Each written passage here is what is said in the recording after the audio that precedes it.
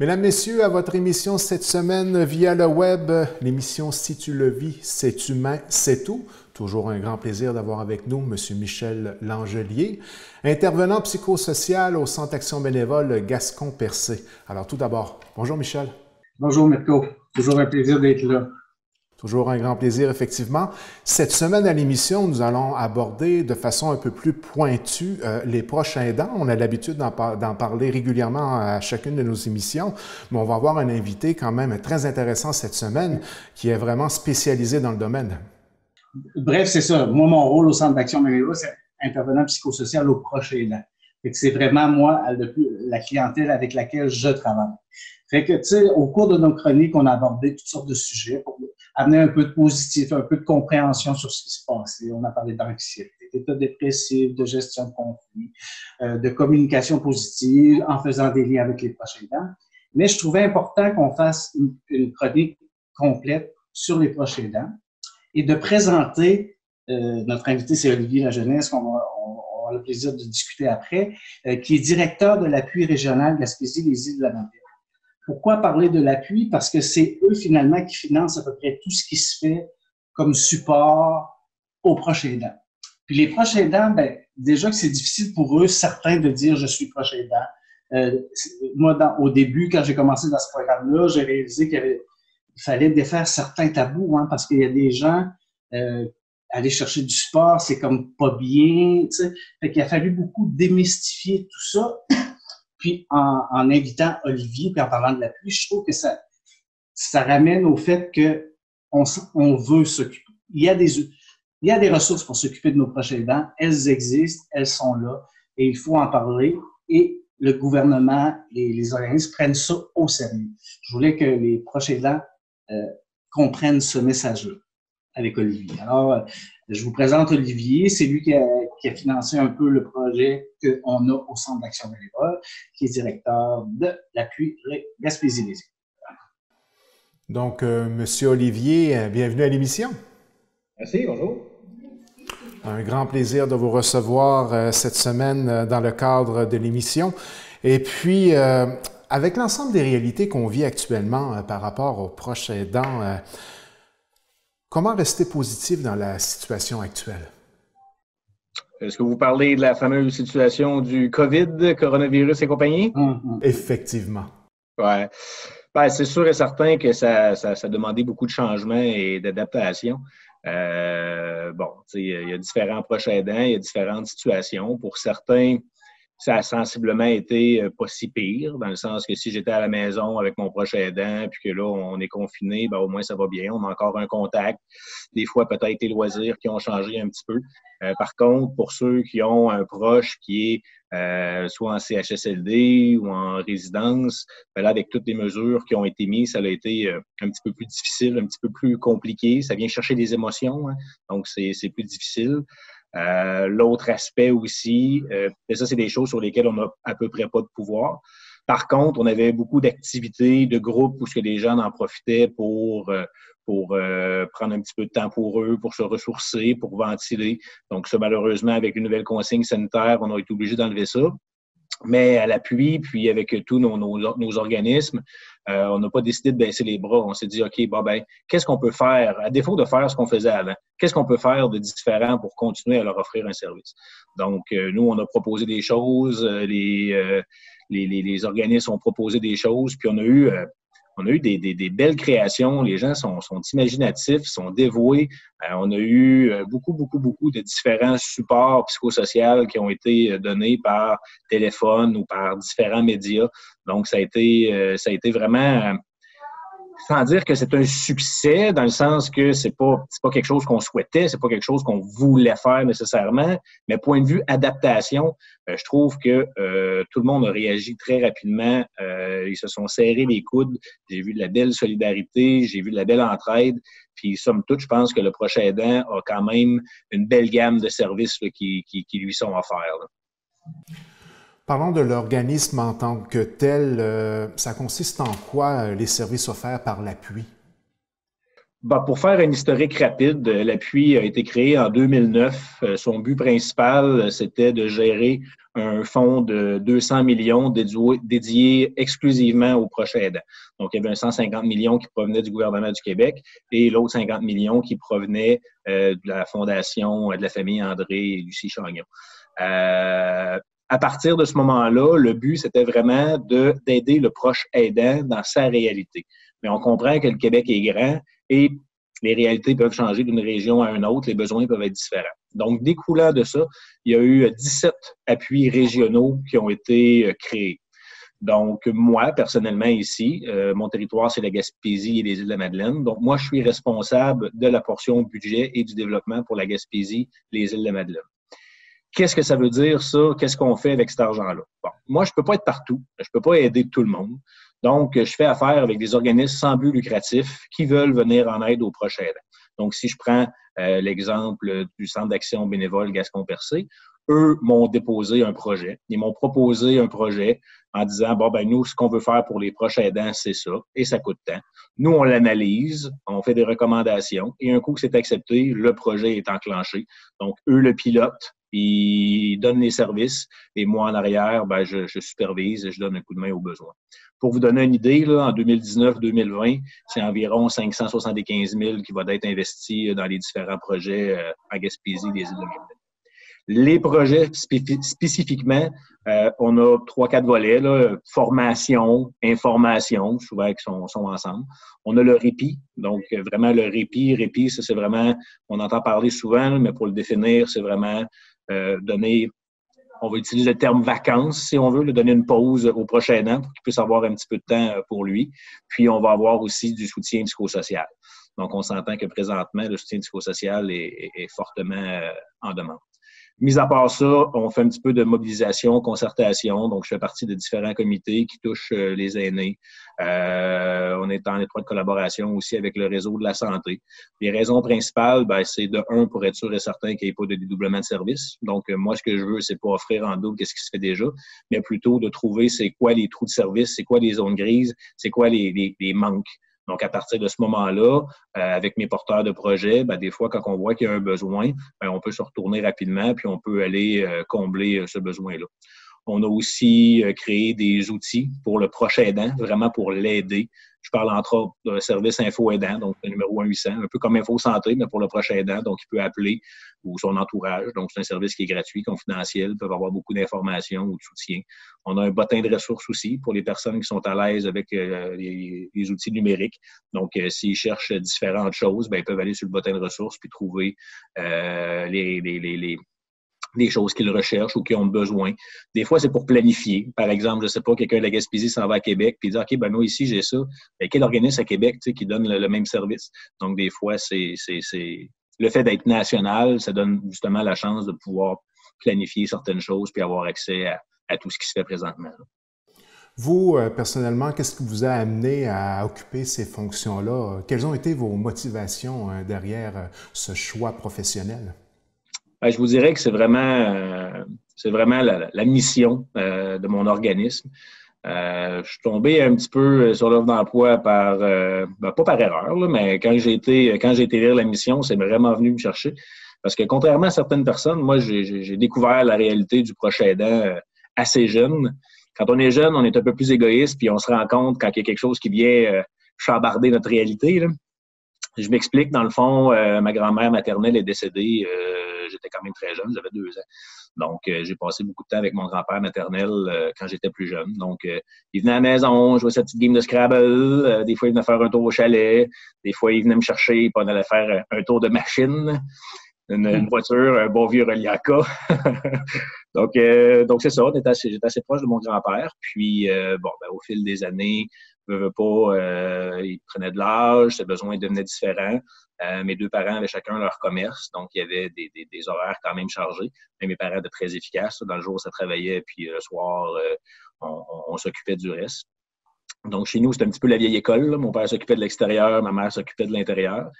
Puis, c'est ça. À un moment donné, veut pas, les rendez-vous médicaux, la perte du permis de conduire, des choses comme ça devenait un petit peu plus exigeant en temps pour ma mère. Puis, moi, ce que je l'ai vraiment réalisé, c'est un soir, j'étais à la maison avec mon père, ma mère s'occupait de mon grand-père, puis c'est mon père qui a fait à souper.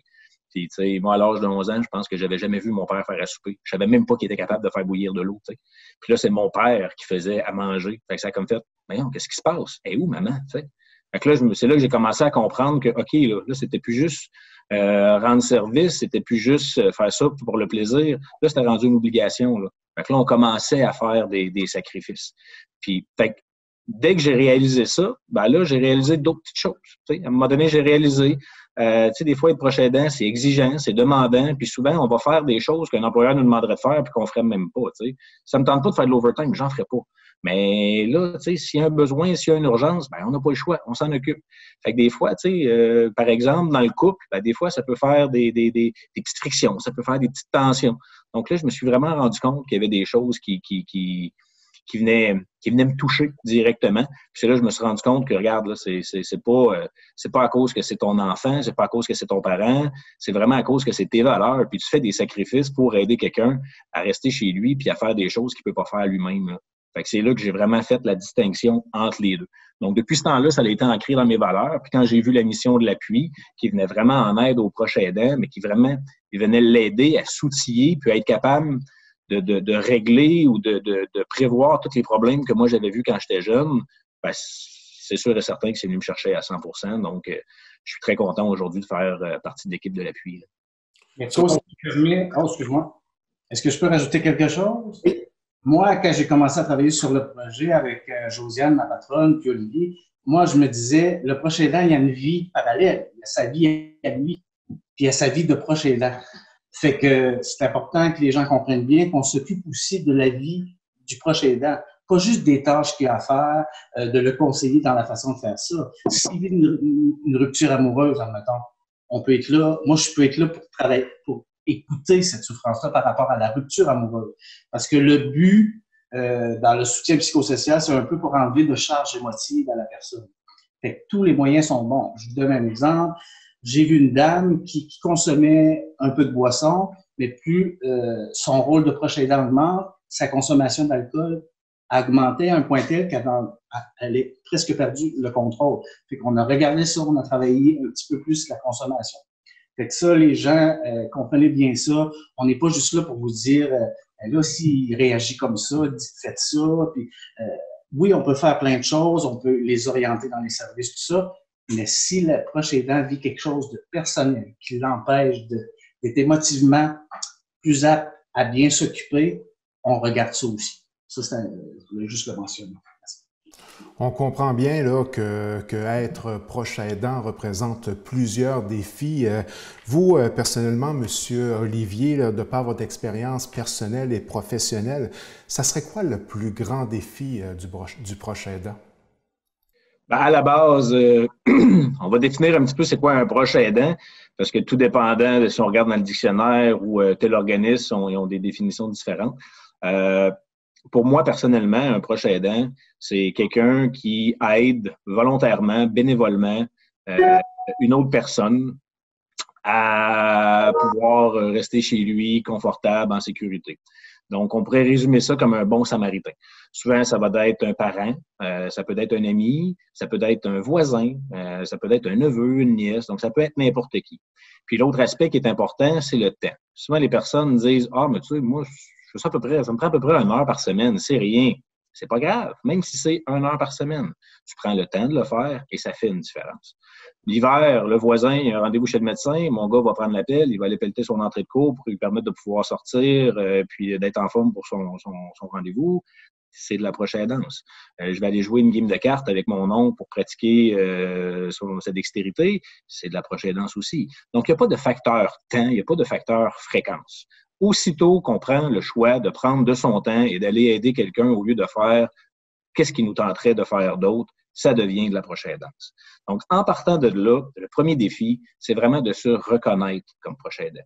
C'est vraiment d'être capable de se dire, regarde, oui, je suis un proche aidant. Je fais pas ça parce que c'est mon père, puis je suis obligé. Je fais pas ça parce que c'est ma conjointe, puis faut que je m'occupe d'elle parce que je l'ai promis quand on a passé devant le curé. Non, c'est pas ça. C'est vraiment de dire, regarde, je suis proche aidant, ça me demande du temps, ça me demande des efforts, mais pour comme n'importe quel travail que je vais faire dans ma vie, ça me prend une formation, ça me prend du support, ça me prend du soutien, parce que ça peut arriver des fois que j'ai besoin de m'adapter, ça peut arriver des fois que ce soit trop. Quand on joue avec les émotions, c'est des charges qui sont quand même assez pesantes. Donc, il ne faut pas avoir peur d'aller chercher de l'aide. Ça nous rend plus efficaces, ça nous rend mieux outillés, ça nous permet de voir les signaux d'alarme. Donc, la minute qu'on se reconnaît, puis qu'on commence à comprendre que on a besoin d'outils, c'est à partir de ce moment-là qu'on va aller chercher de l'aide, c'est à partir de ce moment-là qu'on va aller s'outiller, puis c'est là que le fardeau du proche aidant va commencer à diminuer. On comprend bien la mission qui est derrière l'acte d'être un proche aidant et l'importance que ça peut avoir directement pour les personnes concernées. En ce qui concerne l'organisme en tant que tel, l'appui, on voit que le défi est tout de même grand, mais j'imagine que vous avez des défis à moyen et long terme à relever, des projets à venir. Je vous dirais ce qui fait la force de mon organisation, si on veut, c'est vraiment tous mes porteurs de projets. On travaille vraiment en collaboration. Ce n'est pas de la compétition. Là. On est dans le communautaire, puis on n'est pas là pour faire des sous. Là. On est des organismes sans but lucratif. Donc, la force qu'on a chez nous, c'est qu'on a des gens qui sont dévoués. On a des gens qui sont là pour la cause, puis qui sont prêts à travailler, qui sont prêts à faire des efforts. Je vous donne un exemple. Quand on est arrivé le 13 mars, puis qu'ils ont dit, bon, ben là, c'est terminé, il n'y a plus d'activité de groupe. Ben moi, dans mes projets, là, j'avais beaucoup de cafés-rencontres, j'avais beaucoup de conférences, des séances d'information. Donc, on avait plein de choses qui étaient planifiées puis qui roulaient. Puis du jour au lendemain, ça a été terminé. Ben là, tu sais, OK, c'est beau, c'est ça qu'on avait prévu, c'est ça qu'on avait planifié, mais là, aujourd'hui, on ne peut plus le faire. Fait qu'est-ce qu'on fait? Qu'est-ce qu'on peut faire? Donc, je me suis retourné vers mes organismes puis j'ai dit, regardez, moi, de mon côté, ce que je vais faire, là, je vais être flexible. C'est beau le protocole, là, c'est beau qu'est-ce qu'on avait prévu et qu'on avait planifié, là, mais là, aujourd'hui, ça ne fonctionne pas. Fait qu'est-ce qu'on peut faire? OK? Ça ne donne rien de pousser sur une corde. Qu'est-ce qu'on peut faire? Qu'est-ce qu'ils ont besoin? Parce que c'est pas vrai qu'il n'y aura plus de besoin. Au contraire, il va en avoir d'autres. Ça va même être pire. Fait qu'est-ce qu'on peut faire? Ça n'a pas pris 3 mois que tous mes organismes se sont virés de bord. Ils ont remplacé toutes leurs activités de groupe qu'ils faisaient par différentes formes de soutien. J'ai eu des gens qui ont été extrêmement imaginatifs, que ce soit par des groupes Facebook, Facebook Live, que ce soit par vidéoconférence, des chaînes de téléphone d'amitié. Il y a plein de choses qui se sont mises en branle. Puis toujours dans le but de s'assurer que nos proches aidants sont en sécurité, que les personnes âgées, que les aînés sont chez eux, qui sont confortables, que personne ne manque de rien. Donc, on a comme été, je dirais, un petit filet de sécurité un peu pour tout le monde. Puis ça, on a été capable de jouer ce rôle-là parce que, justement, on est proche de notre monde, on est proche de nos communautés, puis on voit le besoin réel. J'ai des gens qui sont sur le terrain. Michel, il est sur le terrain, il parle à ces personnes. Il est mieux placé que moi pour savoir c'est quoi leurs besoins à eux, c'est quoi qu'il faudrait, de quelle manière qu'il peut s'ajuster. Donc, tous les organismes, sans exception, ont tous relevé le défi, se sont tous retroussés les manches. On a travaillé ensemble en équipe, puis où est-ce qu'il y avait des trous de service, où est-ce qu'il y avait des besoins à combler, j'ai fait preuve de flexibilité, puis on a été capable de pallier ou de revirer un petit peu la situation. Maintenant, le futur, qu'est-ce qui nous attend? Il y a toujours la situation du virus qu'on suit de près. Donc, les choses changent à chaque jour. Donc, nous, on est prêts. OK? On est prêts à évoluer dans le temps puis à suivre les consignes. Donc, on essaie d'avoir des projets qui sont flexibles. On essaie d'être malléable pour pouvoir, si jamais demain matin, on a le droit de commencer des rencontres, ça ne prendra pas 3 mois que les rencontres vont recommencer. S'il faut que ça continue comme ça, là, on ne sera plus en mode réaction. Donc là, on va pouvoir planifier un peu plus à long terme, OK, de ce qu'on fait présentement, qu'est-ce qui fonctionne fonctionne pas, qu'est-ce que le voisin a fait qui allait bien, que moi, je pourrais amener chez nous. Donc, on va s'ajuster comme ça. Puis, on va être aussi à l'écoute de la nouvelle clientèle parce que le proche aidant typique, comme on le connaissait avant, il est appelé à changer. Avant, nous, le proche aidant typique, on avait souvent l'image de la personne du couple âgé, puis on avait la dame qui s'occupait de son mari ou le mari qui s'occupait de sa femme, ou des fois, c'était l'aîné de la famille qui s'occupait du parent survivant. c'est appelé à changer. Tu sais, on le voit avec les statistiques là, que le proche aidant, plus que ça va, plus qu'il rajeunit aussi. Puis, on a beaucoup de proches aidants qui sont dans la génération sandwich. Génération sandwich, c'est qui? C'est moi, grosso modo. C'est la personne qui a des parents qui sont plus âgés. OK. Donc, par exemple, mes parents sont dans la 80. Mon père a 80. Donc, les parents sont plus âgés. Moi, j'ai encore un travail, donc je travaille à temps plein, donc j'ai une carrière, il faut que je m'occupe de mon travail. Et j'ai aussi des enfants en bas âge, donc j'ai un petit bébé et une petite fille qu'il faut que je m'occupe ici à la maison à temps plein. Donc, je suis comme pris en sandwich. Je suis pris en sandwich entre les besoins de mes parents, qu'est-ce que je peux faire pour les aider, ma famille, mes enfants, mon travail. Donc, il faut que je jongle avec tout ça. Donc, dans le futur, ce serait quoi?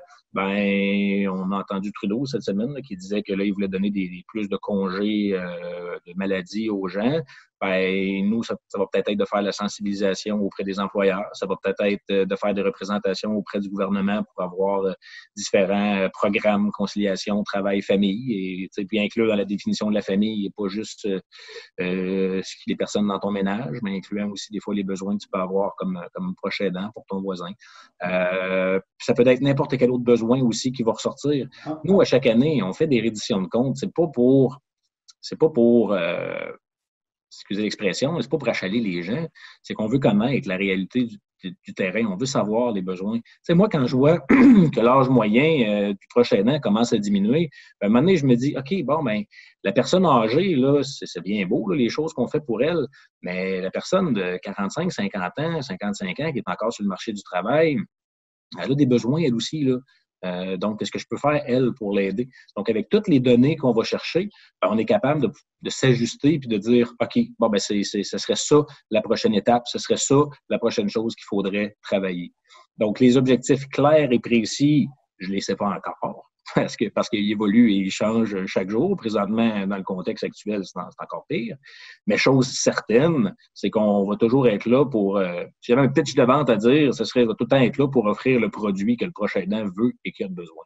Grosso modo. On comprend très bien, Monsieur Olivier, en réalisant l'entrevue aujourd'hui avec vous, qu'il y a vraiment 3 principes qui sont mis de l'avant, là, énormément d'écoute, de la flexibilité, puis un merveilleux travail d'équipe. Oh oui, oh oui. Puis l'accent sur le travail d'équipe, là, je le dirai jamais vraiment assez. Là, nous, l'appui, c'est une pyramide, puis la fondation de ma pyramide, c'est mes organismes porteurs de projets, c'est les intervenants comme Michel, puis sans eux, on pourrait pas offrir des services de qualité comme on fait présentement. Là. Le mot de la fin avec M. Olivier, Michel? Ben, dans le fond, ce qu'on réalise, c'est que les proches aidants, on reconnaît le rôle de plus en plus, que ce soit le politique, le législatif, que nos gens comprennent que c'est rendu une priorité, puis qu'il y a des choses en place de plus en plus pour les soutenir. Et c'est sérieux, c'est sérieux dans le sens qu'on s'implique de façon sérieuse dans tout ça, on prend ça à cœur, puis on est là, puis que les personnes, il ne faut pas qu'ils hésitent à nous téléphoner, même si Olivier le disait tantôt, je l'ai entendu souvent, moi, ben, là, je vais juste faire l'épicerie 2 fois semaine, puis les commissions, ben, je ne suis pas vraiment un proche aidant. Moi, j'ai posé la question, si tu t'en vas en vacances, ben, il faut que je trouve quelqu'un pour le faire. Ah, OK. Donc, c'est une obligation, donc ça fait partie de ta vie. Fait que proche aidant, c'est vaste, hein? Il y a toutes sortes de personnes, il y a toutes sortes de situations, il y a toutes sortes de cas, mais le but, l'objectif aujourd'hui de cette rencontre, c'est que les gens comprennent bien l'ampleur de ce qu'on essaie, moi, mais tout le monde, qu'est-ce qu'on essaie de faire pour les soutenir le mieux possible. Cette semaine, c'est l'avant-dernière émission. On termine avec un petit quelque chose de spécial la semaine prochaine. C'est bien ça, Michel? Oui, juste avant, j'ai oublié de dire merci à Olivier, merci de ta participation, on est bien content que tu aies accepté. Ceci étant, ça a amené beaucoup de connaissances, plus de connaissances, qu'est-ce qu'est l'appui, puis le rôle de ça, fait que c'est important. Oui, bon, ben, si on se souvient de la genèse de nos chroniques, mon cher Mirko, nous avons eu des discussions au départ qui étaient amenées de juste diffuser de la mauvaise nouvelle, genre, on va le dire comme ça, c'était des statistiques négatives à tous les jours, ça s'ajoutait. On s'est contacté, tu m'as proposé de faire quelque chose d'un petit peu, pour amener un petit peu de positif. Moi, la notion de positif, j'ai comme pas l'utiliser des fois parce que ça peut être blessant pour quelqu'un qui souffre, se faire dire ça va bien aller. Hey boy, de boy, après un mois, là, je suis plus capable d'entendre celle-là. Fait que bon, tu sais, là, c'est notre dernière chronique de la saison. On a parlé de plein de sujets, mais je voulais revenir sur ta demande de base, d'amener du positif dans la vie des gens, des personnes âgées, de nos proches aidants. Et là, je me suis dit, bon, moi, je vais en parler plus la semaine prochaine, mais j'ai eu une autre vie avant d'être proche aidant. J'ai déjà fait partie du show business et j'ai eu la chance de travailler avec Nathalie Simard pendant 3 ans. Donc, c'est Nathalie qui va venir nous parler. Je l'ai contactée. Elle se fait une joie et d'une générosité, j'en reviens pas encore. Fait que je me disais, pour parler de positif, pour oser dire à quelqu'un, essaie donc d'être positif, là. Ça prend quelqu'un qui a de la crédibilité. Puis Nathalie, ben c'est ça. Moi, je la connais un peu plus personnellement. Elle est tombée dans la marmite du positivisme dès sa jeune enfance. Puis son ADN, ils sont positifs, ces gens-là. J'ai jamais vu ça de ma vie. Fait que là, je me suis dit, avec sa résilience, ses expériences de vie, ses rebondissements, qui de mieux placé que Nathalie Simard pour amener un peu de positif et probablement que les gens se fermeront pas les bras en disant non. Ils vont peut-être se laisser ouvrir parce qu'elle est crédible, qu'elle est capable d'être positive, que ça peut aider. Fait que voilà, on est bien fiers de ça, on est content. Fait qu'elle va être avec nous la semaine prochaine, comme Olivier aujourd'hui par Zoom. Puis, voilà, à ne pas manquer, mon Dieu. Donc, la semaine prochaine, ça sera une dernière en grand, un privilège qu'on aura à l'émission « Si tu le vis, c'est humain, c'est tout ». Un grand merci à M. Michel Langelier, M. Olivier Lajeunesse. Un grand plaisir de vous avoir reçus tous les deux à l'émission. Et on se donne rendez-vous pour la dernière de la saison, la semaine prochaine, de votre émission. Merci.